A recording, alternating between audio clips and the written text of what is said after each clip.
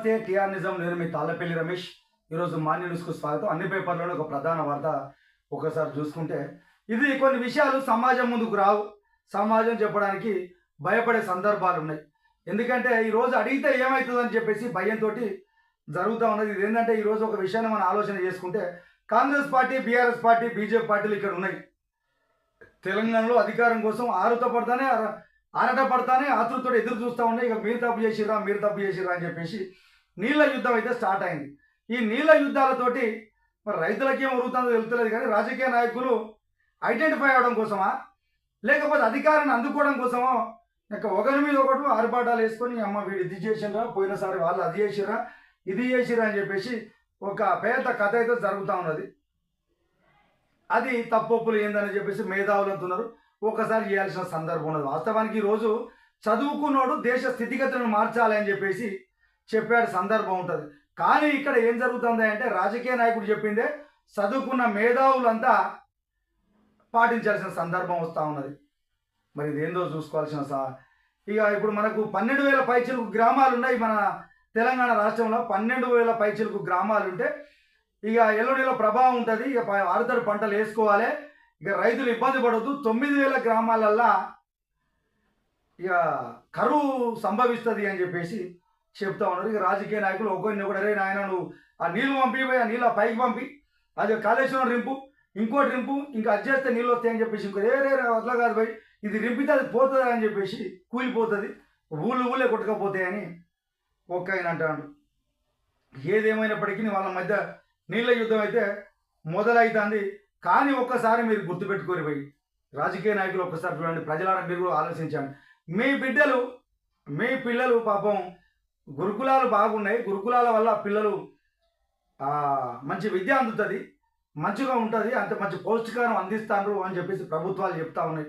మేము మంచి పౌష్టికారం అందిస్తాను, మంచి వ్యవస్థ క్రియేట్ చేస్తామని చెప్పేసి అంటే పాపం మా పేద ప్రజలంతా నిజంగానే ఉంటుందని చెప్పేసి ఆ బల్లలకైతే పంపిస్తూ ఉన్నారు. చదువుతో పాటు అక్కడ ఉన్నటువంటి వాతావరణం కూడా సక్రమంగా ఉన్నప్పుడు మాత్రమే అన్ని విధాలుగా అంతా ఉంటాయి. కానీ గురుకులాలే పిల్లలు పాపం నీళ్లు లేక అల్లాడిపోతూ ఉన్నారు. 2 రోజులకు ఒకసారి వాటర్ వస్తలేవని కూడా అంటూ ఉన్నారు. పాపం వాళ్ళు చెప్పుకుంటే ఏమవుతుందో అని చెప్పేసి వాళ్ళు ఇబ్బందులు అయితే పడుతూ ఉన్నారు. కాబట్టి ఒకసారి ఆలోచన చేసుకోవాలి. రాజకీయ నాయకులారా, మీరు మీ ప్రాంతాల్లో ఉన్నటువంటి పిల్లలైతే పిల్లల తల్లిదండ్రులు అయితే రానియరు, వాళ్ళు చూడరు. అక్కడ చూస్తే మరి రేపు పొద్దుగాలు ఏమవుతుందని చెప్పాలి, లోపలికి కూడా రాని. రేపు గట్టి చెప్పబో మీరు వచ్చి సెకండ్ సాటర్డే రావాలి, మీరు ఏం అడగొద్దు, ఆ పిల్లలను చూసుకోవాలి. పాపం నెలకోసారి పోతే తల్లిదండ్రులు ఏం చేస్తారో పాపం ఎత్తి దువ్వాలి, వాళ్ళకి ఎట్లున్నది బిడ్డ అని చెప్పేసి అప్పుడు ఆ ప్యాన్ కోసం మాట్లాడేసరికనే పోతా ఉన్నారు.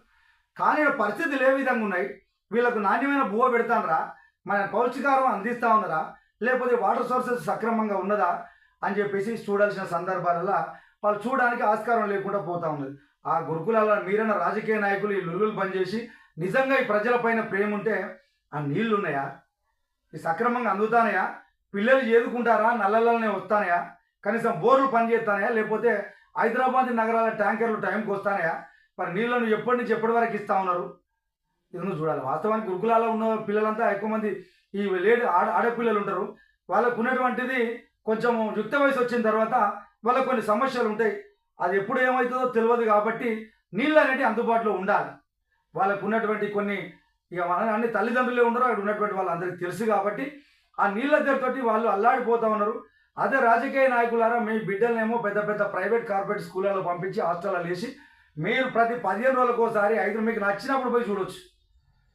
మీకు నచ్చినప్పుడు పోయి ఆడ ఏం జరుగుతుంది, బోచుడికే మీరు ఏం చేశారు, మేము ఫీజులు కడతాము, మరి వాళ్ళకి నీళ్ళు ఎందుకు ఇస్తలేరు, వాళ్ళకు అన్నం సక్రమంగా పెడతలేట, మేము మారుతామని చెప్పేసి చెప్తారు. మరి మా ఇక్కడ ఉన్నటువంటి ఎస్సీ ఎస్టీ బీసీ పిల్లలకు అలాంటి అడిగేటువంటి ఆస్కారం లేదు. కాబట్టి ఇప్పటికైనా మీరన్నా పోయి సందర్శించి నిజంగా ఆ నీటి ఎద్దటి నుంచి వాళ్ళని బయటపడే విధంగా కొన్ని స్కూళ్ళకి, ఇంకా వీళ్ళు గురుకులాలకు కమిటీలు ఉన్నాయి, వాళ్ళ పేరెంట్స్ కమిటీలు మరి ఎంతవరకు ఇంప్లిమెంటేషన్ చేస్తూ ఉన్నారు, వాళ్ళని ఎన్నిసార్లు పర్యవేక్షణకు మీరు పిలుస్తూ ఉన్నారో ఒకసారి చూడాల్సిన అవసరం ఉన్నది. టీఆర్ నిజం నుంచి ఒకసారి గుర్తు చేస్తాను.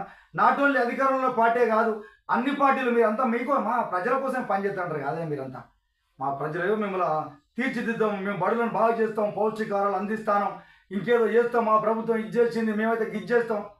ఫస్ట్ వాళ్ళు నీళ్ళు లేక ఇబ్బందులు పడతారట. ఒకసారి చూడుర్రి, ఒకసారి సందర్శించుండ్రి. ఎందుకంటే వాళ్ళు ప్రైవేట్ స్కూళ్ళలో చదవలేక ఆ యూట్యూబ్లలో రీల్స్ ఉండి చూసుకుంటే గుండె తరక్కపోతుంది మీకు.